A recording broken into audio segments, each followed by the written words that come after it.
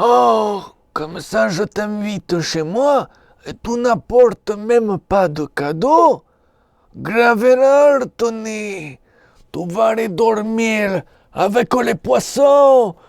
Oh, bonjour et bienvenue. Après cette incroyable imitation, je suis sûr que vous y avez cru, vous vous êtes dit, mais je suis devant le parrain, c'est incroyable et je vous en remercie. Même moi, j'ai un petit peu tremblé tellement que c'était impressionnant. Oui, je suis incroyable.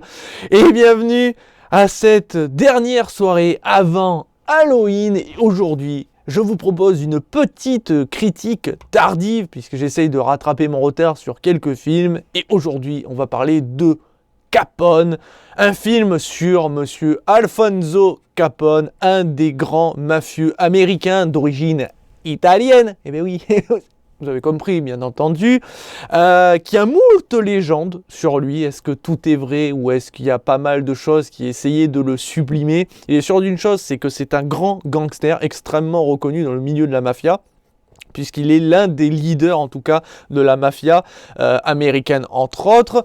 Et beaucoup de légendes l'entourent, au point que très souvent, dans les films, on mentionne ses origines, ses légendes, son histoire. Il y a quelques films, je crois, sur lui, mais je ne suis pas certain. Mais par contre, aujourd'hui, on va avoir un film qui ne le montre pas au sommet de sa gloire comme on pourrait le penser, où on le verrait avec son réseau s'agrandir, se battre contre la police avec des fusillades pendant qu'il y a des courses-poursuites, des trucs incroyables. Bref, non, on va le montrer dans son plus simple appareil, sur une chaise, malade, mourant, fou. Et c'est ça que je trouve très intéressant dans ce film, c'est qu'on nous montre que même dans cet état-là, Monsieur Alfonso Capone est tellement une légende que quand tu le vois, alors qu'il est dans un état extrêmement grave, si on peut dire, hein, il ne fait pas peur, pourtant avec sa prestance, sa légende, son charisme, et bien quand il dit qu'il pourrait te buter à tout moment, et bien t'as peur quand même, ce qui fonctionne très clairement. Donc voici Capone, un film réalisé par Monsieur Joss Trank. Alors, ça vous dit peut-être pas grand-chose parce que c'est pas un réalisateur très connu, ou en tout cas pas en bien, puisque c'est l'homme derrière la réalisation du film Les 4 Fantastiques, sorti en 2015 si je ne m'abuse. Cette bouse intergalactique qui ne met clairement pas en valeur Les 4 Fantastiques, et je vous cache pas que j'ai chié sur ce film, et bien le voilà derrière la caméra de Capone. Et c'est extrêmement incroyable de se dire qu'il nous a offert Les 4 Fantastiques, un film de merde, et qu'il arrive à nous offrir un film plutôt réussi, parce que techniquement parlant, c'est pas un truc de fou, hein, c'est pas comme Les 4 Fantastiques, où t'as des effets spéciaux, où t'as des combats. Ici, c'est que des dialogues. Ici, il y a 3 environnements qui se battent en duel, hein, entre autres la villa de Capone, c'est là où on va être le plus possible, à l'intérieur bien sûr de la villa avec quelques pièces, mais on voyage pas énormément, et pourtant, la réalisation fait que on est plongé dans l'univers grâce à l'ambiance visuelle, mais aussi sonore, et bien sûr grâce au casting. Donc très clairement, Monsieur Joss Trank arrive à nous offrir un bon film. Malheureusement, vous allez voir que les notes ne sont pas dithyrambiques, puisqu'en moyenne, on tourne sur du 2, 3 sur 5, voire sur 10 en moyenne, parce que les gens n'ont pas spécialement apprécié, et en même temps, c'est un peu normal. Une des raisons, c'est que, film de gangster, t'as envie de voir tout ce qui tourne autour des gangsters. T'as pas envie de voir Capone sur une chaise en train de baver quand il tient son cigare dans la bouche. T'as pas envie de voir ça. Et pourtant, je trouve cet aspect très intéressant parce que ça nous montre que même les plus grands gangsters, les plus grands criminels, et quand je dis criminels, ça peut être aussi des meurtriers, des violeurs, etc. Tous ceux qui ont eu des légendes, tous ceux qui ont eu le droit à des films, très souvent, on nous les montre dans au sommet de leur gloire. Le problème, c'est que c'est des hommes. Et comme tout homme, quand ils tombent malades, quand ils sont gravement blessés, quand ils sont arrêtés, ça fait ceci. Ça fait un film comme Capone, où on voit quelqu'un meurtri, mais qui a quand même de la prestance, qui a quand même du charisme, et qui a beaucoup de légendes qui font que quand tu le vois assis sur sa chaise, tu te dis, il n'y a pas n'importe qui en face de moi. Tu as quelqu'un qui a fait des choses horribles, qui a tué des gens, qui a fait en sorte que des gens tuent d'autres gens. Bref, c'était quelqu'un qui était un leader. pendant des années et des années, qui s'est fait mastune. D'ailleurs, vous allez le voir à la gueule de sa villa, tu te dis, ok, le mec, il a roulé sur l'or, même si aujourd'hui, financièrement, ce n'est plus le cas, puisqu'on va montrer que Capone doit beaucoup de thunes, donc sa villa se fait désosser, les tableaux, les statues, etc. Mais Capone, peut-être à l'intérieur, il est malade, mais nous cacherait-il pas encore quelques secrets? Alors au niveau du casting, je vais mentionner que 2 personnes. Nous avons d'abord Tom Hardy, qui forcément est dans le rôle principal de Alfonso Capone.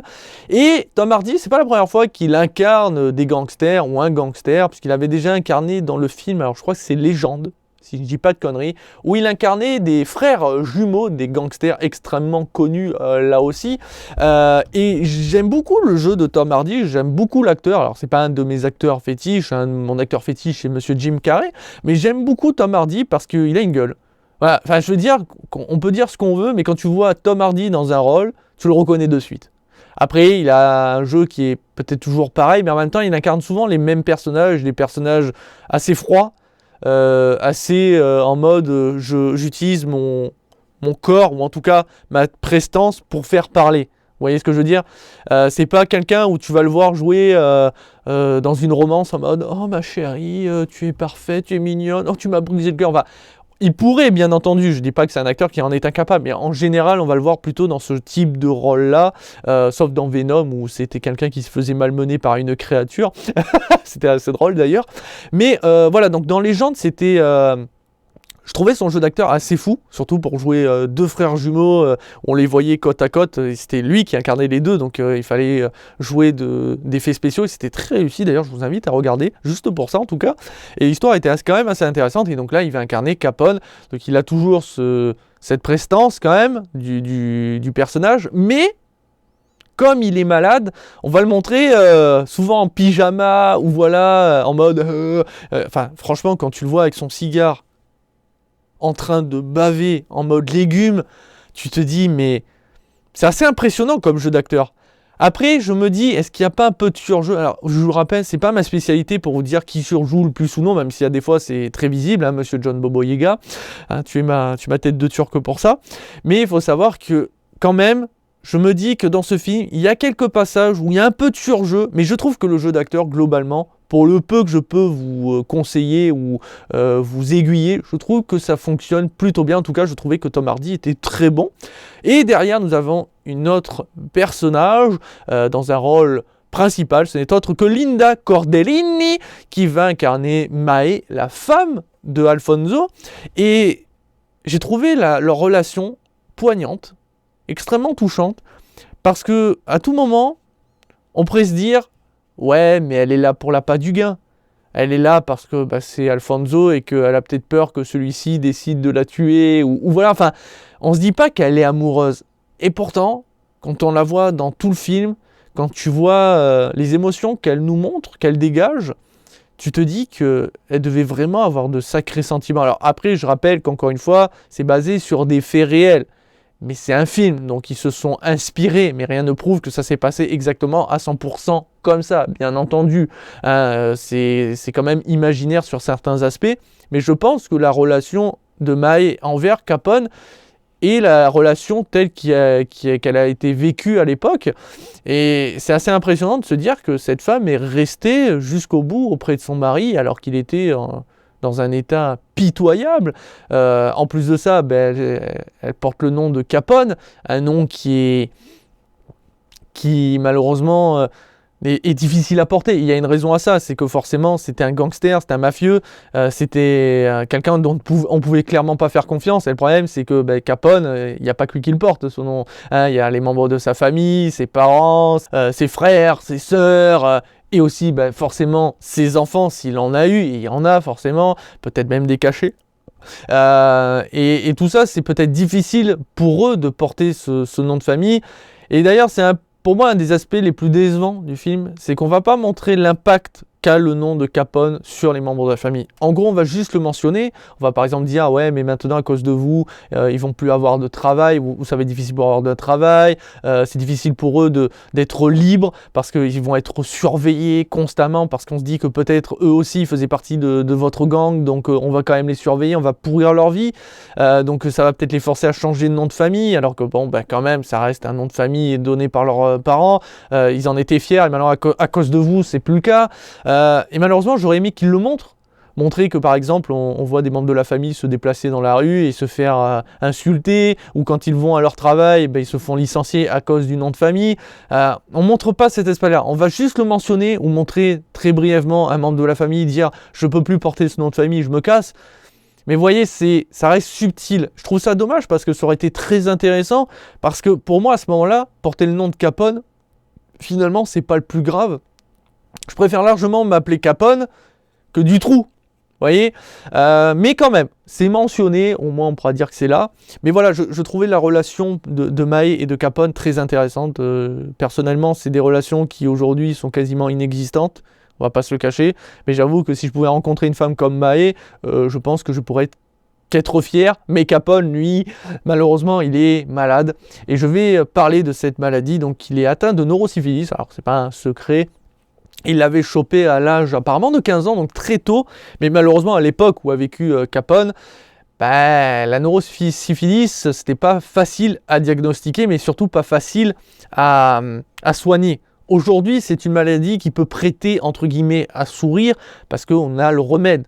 On peut facilement la diagnostiquer, donc ce qui veut dire que facilement on peut vous en soigner et donc éviter que la maladie se propage et vous transforme comme Capone. Parce que, alors il y a plusieurs neurosyphilis dans le sens elle a plusieurs degrés, elle a plusieurs impacts différents, mais en gros en général ça attaque le cerveau et comme je ne suis pas médecin, je vais vous donner une image, hein, mais ce n'est pas aussi simple que ça, mais en gros ça vous grignote le cerveau.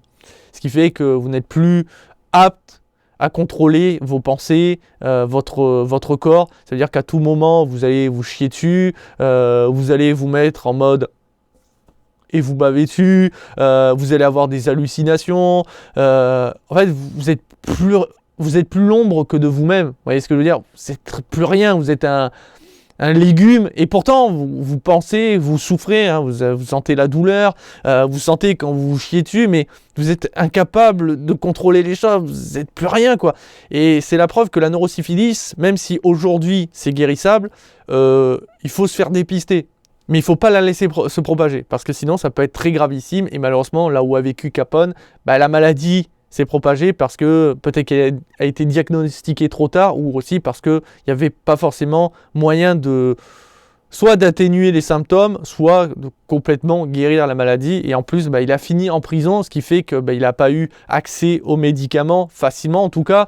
Donc en gros, la maladie, c'était pour elle Pompelope, c'était la fiesta. Elle s'est propagée extrêmement rapidement, ce qui fait que Capone est tombé très rapidement malade et a fini en légumes très clairement.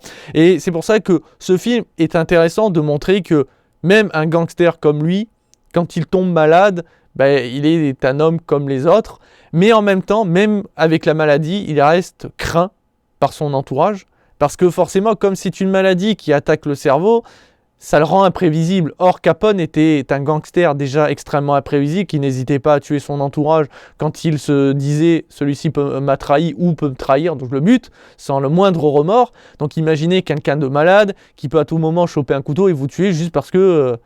il s'est imaginé comme à l'époque en étant un gangster. Et vous allez voir qu'il y a pas mal d'hallucinations, vous allez voir que son entourage familial, mais aussi de son ancien réseau, le craint, mais le respecte.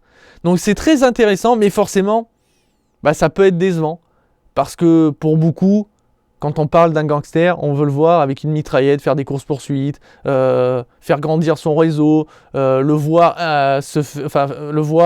menacé à tout moment par un gang rival pour le buter. Mais vous allez voir quand même qu'il y a pas mal d'aspects de ce côté-là, où on va voir son réseau, mais aussi des gens qui l'espionnent, des gens qui peut-être voudraient le menacer, très clairement menacer à sa vie, parce que ça reste Capone, ça reste quelqu'un qui a des secrets. Et justement, c'est ça tout le fil rouge.